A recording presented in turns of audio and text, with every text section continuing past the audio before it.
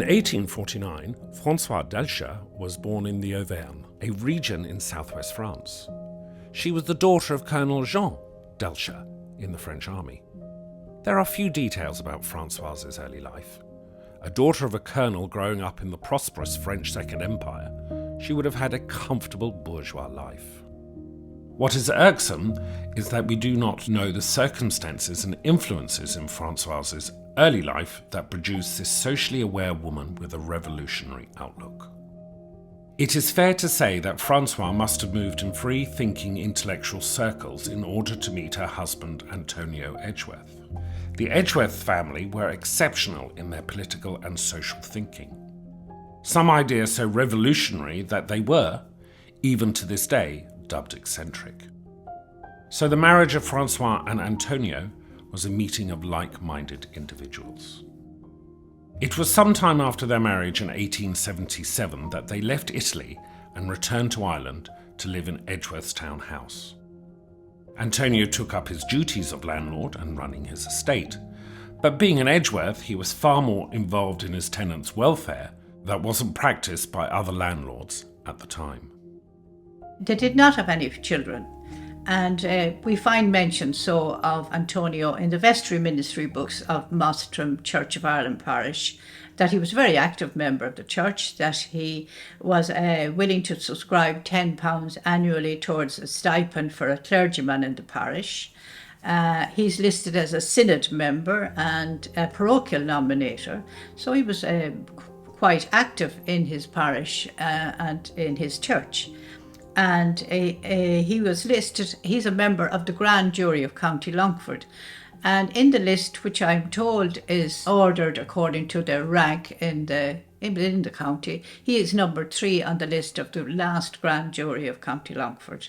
That's up to 1899. Now, Antonio's wife, Francoise, was not going to be the conventional lady of the manor. She was French, she wasn't English for a start. She spent a lot of her life in Italy as well, and England. She had a different style about her. She's remote in the senses that she was Catholic. She was very independent-minded, and she went with her, if you like, with her conscience, it would seem, and she didn't ruffle too many feathers. Madame Edgeworth, Madame Francoise, was said to have taken a deep interest in the poor of the Union and maintained the altruistic traditions, really, of the Edgeworth family, for which they had been known through the different generations. For instance, they mentioned that they donated a pulpit to the Catholic Church in Edgeworthstown, and that they gave generous donations towards the erection of a church tower and didn't seek any publicity for their charity. So things like that. In order to put the great achievements of Francoise into context, we must look at the society she found in Ireland. The Irish Poor Law Act of 1838 was based upon the 1834 New English Poor Law. The county was divided into poor law unions. These were run by locally elected boards of guardians, poor law boards, and controlled by a central authority. In 1872, the Poor Law Commission was replaced by the local government board. These boards of guardians were elected annually on the 25th of March. Only ratepayers were eligible for election. This effectively disenfranchised many of the population who were, for the main part, poor tenants. The system was designed to accommodate 1% of the population, but by 1851 almost 4% of the population was in the workhouse, driven there by disease and famine. Although the poor law and the stigmatizing workhouse have been most closely associated with the horrors of the famine, the system remained the most prominent form of welfare provision in Ireland for much of the 19th and early 20th century. The whole system was financed by the local ratepayers. Hence, poorer the county, and the small number of ratepayers there were, the worse the conditions were in the workhouse. Strict rules and regulations were set down for the inmates to follow, and this also meant the amount of food to be consumed by the inmates of the workhouse. Inevitably, this was manipulated to the detriment of the inmates to save the cost to the ratepayers. Now, it happened that in 1897, one of the members of the Board of Guardians, a Mr. Thomas Victory, passed away, and was suitably marked at meetings, and there were votes of sympathy. and his passing left a vacancy for the district on the board. It was noted also around this time that there was a resignation from the Dispensary Committee of the local government board, and there was a letter sent to the Board of Guardians recommending that Mrs. Edgeworth, or Mademoiselle Edgeworth as she was sometimes called, would be nominated to the board. And they agreed to it, saying, and there was a note saying that though she was not yet on the rate books, that her name had gone forward in the list and had been acknowledged by the Committee of Valuation. One of the qualifications was that the person on the board would be own land. So obviously she was put in charge of certain section of their estate, and which made her allowable for qualified to be a member. And so on the 11th of December 1897, the local government board in Dublin notified the Granard Board of Guardians that they should put in somebody in place of the deceased Thomas Victory. And on the 18th of December 1897, the Longford leader announced that Madame Edgeworth, the wife of Antonio Aroles Edgeworth, will probably be the first Lady Poor Law Guardian ever elected in County Longford. And the Madam, as she is properly called, is a charitable, and I'll read it from the leader, large-hearted lady, and her entry into Granard boardroom will do much to chasten and soften the hearts of any obdurate poor law guardians there. In the interests of the sick and infirm poor, we rejoice at Madam Edgeworth's election and hope her noble example will urge other fair and influential ladies to do likewise. So said the Longford leader. When the Union workhouse system was brought into being in 1838, being poor was considered a moral failing. Therefore, it was incumbent on the rest of society not to pander to the poor, as it was their own fault. This attitude gradually changed throughout the 19th century. So by the end of the century, poverty was starting to be considered a social evil by society. But the old attitude still lingered. The poor were divided into two types, the undeserving and the deserving poor. The undeserving poor, who were poor due to their lack of morals, and the deserving poor, who were poor due to circumstances beyond their control. Running concurrently with this change of attitude in society was the change in the role of women. Women had been relegated to the domestic sphere due to the huge upheavals in society caused by the Industrial Revolution. By the mid-19th century, it was perceived that a woman, as a moral guardian of the home, could extend this influence into charitable work for the deserving poor, and only the deserving poor. From the 1870s and 80s, a series of acts were passed which gave women limited rights. However, they only applied to women who were ratepayers, so the vast majority of women were still excluded. The only women who could avail themselves of these new laws were upper-class women. And with the introduction of the 1898 Local Government Act, which established county and rural district councils, the power of the landlords in local government was very much reduced. The grand juries, which consisted of landowners, were stripped of their responsibilities for roads and bridges and the maintenance of public buildings. These responsibilities were given to the new councils. From then on, the county council was the only local body with the power to collect rates. Now, at this time, the Local Government of Ireland Act was being passed in Parliament, and the first local government elections to elect members to county councils and to rural district councils took place in April 1899. The county council in Longford would consist of 20 members, elected members, but the rural district councils were based on the unions, the Board of Guardian unions, where the workhouses were, and there were 3 unions in Longford: Ballymahan, Longford Town and Granard. And they divided the different areas into district electoral divisions, and there was 2 members from each division. Keeping a link with the past, there were to be co-options for the first term of some members from the grand juries, as well as the elected members. For the Edgeworthstown area, Madame Francoise Edgeworth was proposed and was elected unopposed for that area. Francoise Edgeworth campaigned tirelessly to overthrow these old attitudes. She did not believe that being poor was a moral failing or that there was a division within them of deserving and undeserving poor. She felt that society was responsible for the situation, and it was society that should help relieve and ultimately eradicate poverty. This idea was totally revolutionary to the mindset of the time. We can see this at play in the debates recorded in the minutes of the Board of Guardians.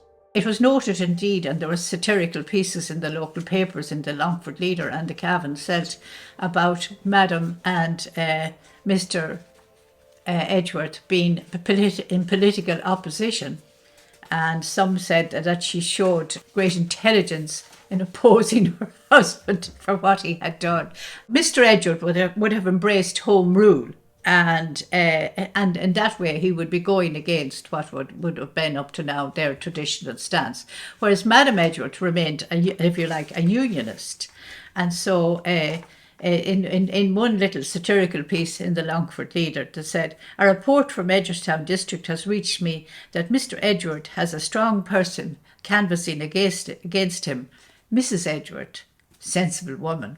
Now, I don't know, but anyway. And during the election campaign in the Cavan Celt newspaper said, "Mr. and Madam Edgeworth are a political opposition." And a minute book records that a remark made that even his wife campaigns against him, but she wasn't really, because he was going for the county council and she was going for the rural district council of Granard.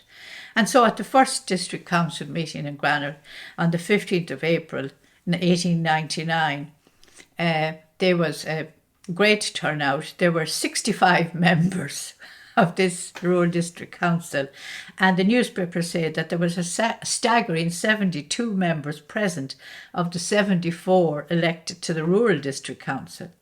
The union, of course, was a huge union. It went across the border into County Cavan and County Westmeath.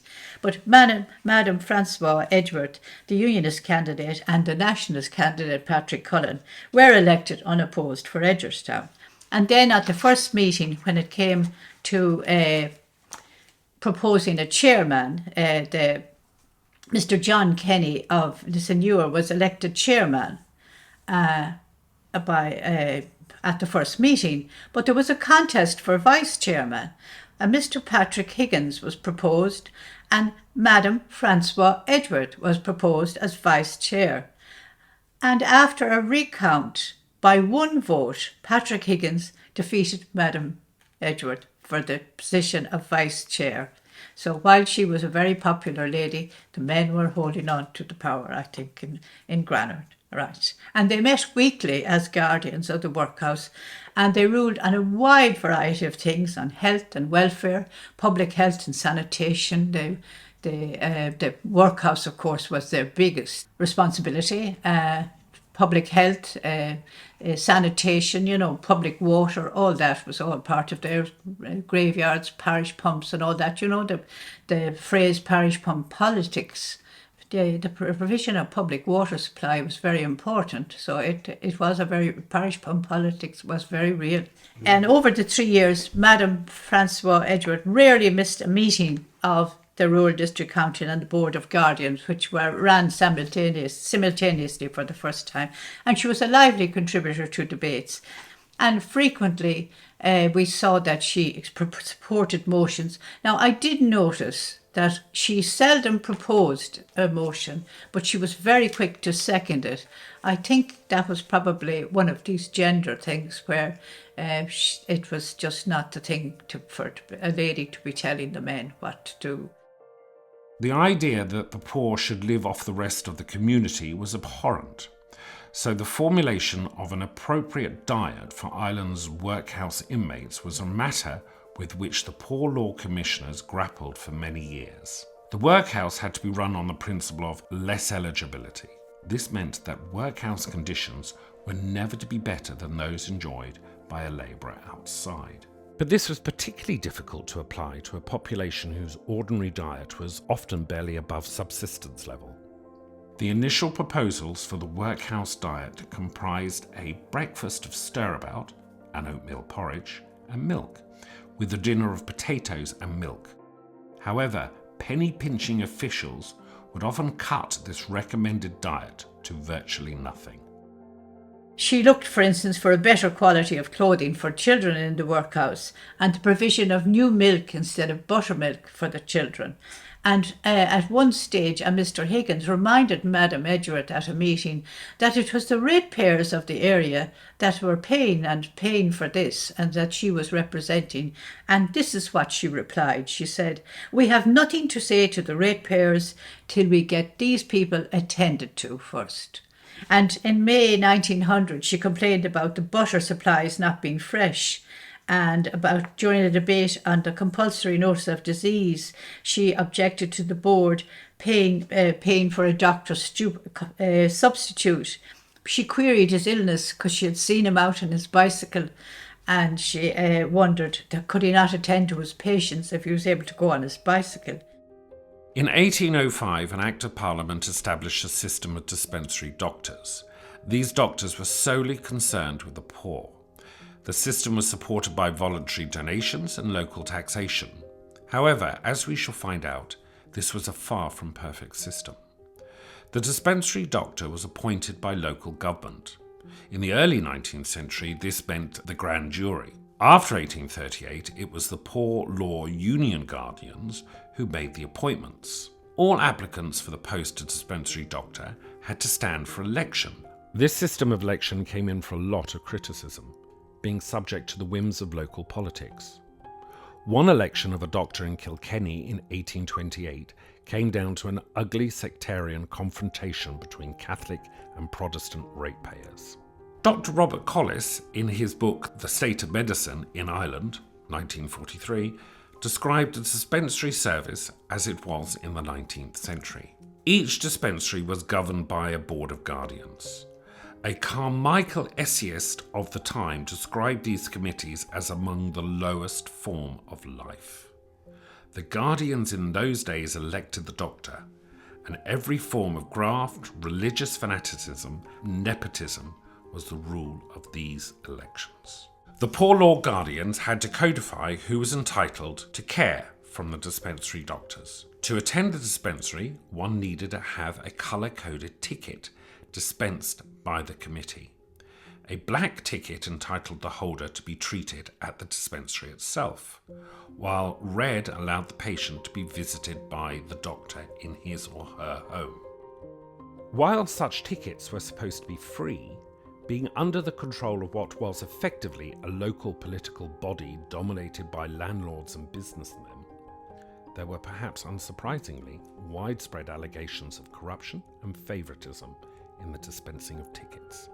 The Poor Law Guardians could also be quite miserly in doling out the tickets. For example, one man's ticket was cancelled in County Mayo in the 1880s when the committee learned that he owned several head of cattle and was therefore not poor enough to qualify for free medical care. She was an interesting lady, and she was a member of the visiting committee to the workhouse, along with two other men, and the chairman joked. He said, "Madam had plenty of men to protect you," to which she replied, "I'd want a large number of men to protect me from the chair." So obviously she got a lot of stick from him. And the chair said back to her, "She's well able for the three of them." And Madam Edgeworth said, "I don't mind, for you're always fighting and squabbling."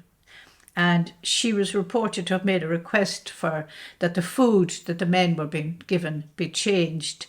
And she was told the local government board, that's the authority in Dublin, would have to approve of it. And she said, "No such thing. The local government will not have to approve of it. Tea and bread 3 times a day is not proper food. It'd be much better if they had their stirabout." And things like that. She was a very practical lady and saw that things should be done, get them done right, get them done quickly, and don't be dilly-dallying over it. Towards the end of the 3-year term, there was a debate about spending £200 on work by an engineer, and she advised that they take out a loan and get the work done and get it done quickly, and that would be easier on the ratepayers. When the Irish Poor Law came into being in 1838, it strictly forbade any poor relief outside the workhouse institution. The authorities feared that the feckless Irish would shy away from work if they received any sort of relief from their poverty in their own home. But due to the dire poverty in Ireland and the mismanagement of the whole situation by the board officials, even the government in Westminster had to concede. And over the course of the 19th century, changes were implemented to the law to allow outdoor relief. In the discharge of her duties, she was unusually fearless and outspoken, and many old readers of this newspaper must have vivid recollections of her remarks and sometimes her rather acid comments on the manner in which the public business of the council and the board was conducted. And when the news of her death came to Edgeworthstown, the bell tolled not only in St. Mary's Catholic Church but also in St. John's Church, to appraise the people of the passing of a great lady who had lived so long among them.